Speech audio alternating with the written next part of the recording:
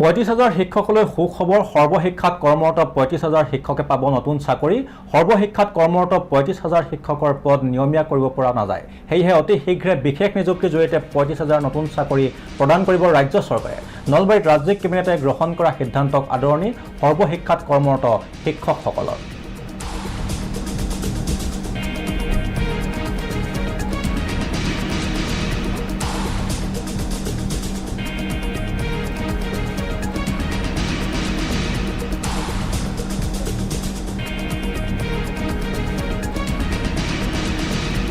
আৰু আমি একাংশ সৰ্বশিক্ষাৰ শিক্ষকৰ পৰা আমি প্ৰতিক্ৰিয়া জানিম তেওঁলোকৰ মত জানিবলৈ চেষ্টা কৰিম আমাৰ অধিক জনাব এই বিষয়ে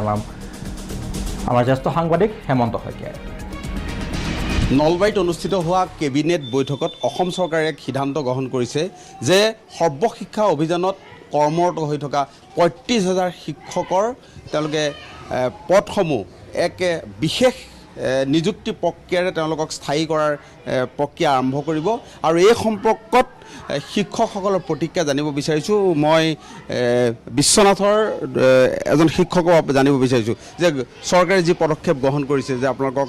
এক বিশেষ প্ৰক্ৰিয়াৰে আপোনালোকক নিযুক্তি দিয়া হ'ব এই সিদ্ধান্তক কি ক'ব পোনপ্ৰথমতে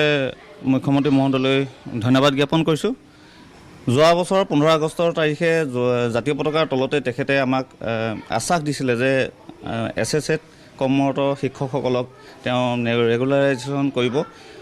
তাৰ ফলপ্ৰসূত এইবাৰ কেবিনেটত তেখেতলোকে এটা সিদ্ধান্ত ল'লে আমাক স্থায়ীকৰণ কৰিব তাক আমি আদৰণি জনাইছোঁ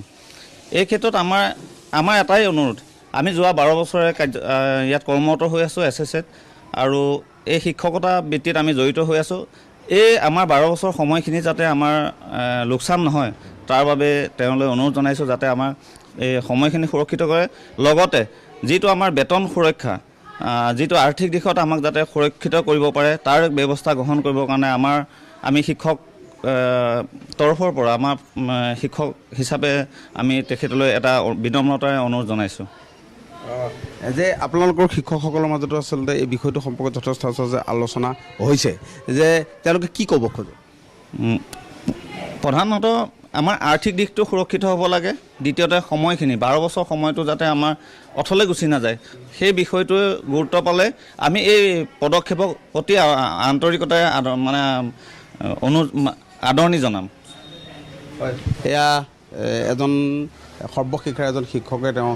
প্ৰতিক্ৰিয়া প্ৰকাশ কৰিছে আৰু তেওঁলোকৰ যি আচলতে 12 বছৰ ধৰি তেওঁলোকে শিক্ষকতা কৰিছে হেমন্ত শইকীয়া আপোনাক এই মতত ধন্যবাদ জনাইছোঁ